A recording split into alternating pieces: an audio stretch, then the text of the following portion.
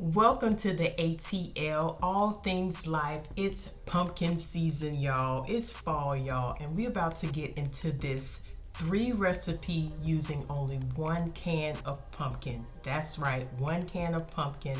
I'm a sweet potato gal. I'm not a pumpkin gal, but remember, we like to try all things new over here. So all the ingredients and its measurements will be listed below. And first drink of the day will be this pumpkin cold foam cold brew. I tried the one at Starbucks and I absolutely loved it, but saving on my coins, I can't be spending $7, every other day, to get my pumpkin fix on. So I decided to try this recipe at home, and out of a 10, I would say this would be about a 7 or an 8.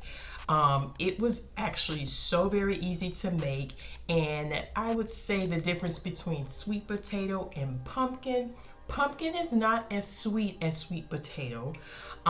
Using maple syrup, that is my sweetener of choice in this drink, and I thought it gave it a very subtle sweet flavor. Nothing too sweet.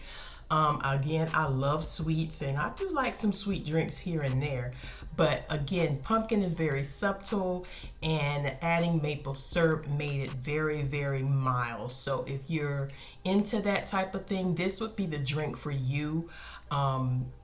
Using the Starbucks Subtly Sweet Coffee Medium Roast, I love that one. You see, I had to add me a little more because it wasn't enough. And boom, add your cold foam, and there you go. It was so super easy to make, and let me know what you think. Let me know if you make this in the comments below.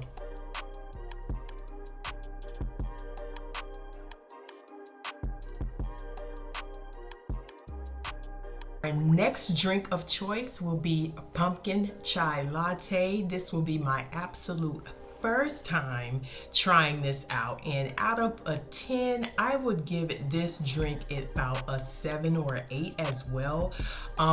Again, very subtle, not so sweet. I didn't add as much allspice this go around because I didn't know, what I was going to get myself into. But next time I would, because I really like the spices. It will go well with the chai. And also next time I will add 2 bags instead of 1 bag to get that deep chai taste. It doesn't taste too pumpkin-y. It was really nice and mild, and just a nice drink of choice for the day. Reading your journal, reading your Bible, or reading your devotional. I really enjoyed this drink. Easy to make, 1 pot over the stove. I prefer over the stove to get that pumpkin puree really mixed in there. I simmered this for about 5 minutes or so, ensuring that the chai got really gelled in with the pumpkin, and I was pleased. I was really pleased. And the only thing I did add that I didn't show is some whipped cream to the top to make it nice and pretty and even more tastier, along with some cinnamon, and boom, there you go. I enjoyed this drink thoroughly. And again, if you make this drink, let me know what you think in the comments below.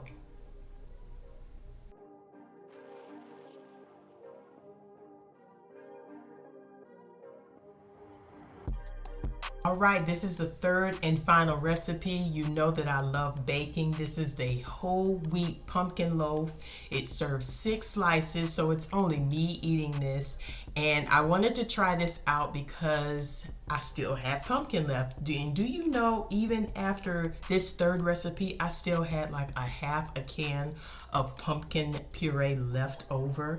So this is a great way to introduce pumpkin into your way of eating in the fall season. I don't know how to word it, however you word it, but this was my way, and I was excited about it.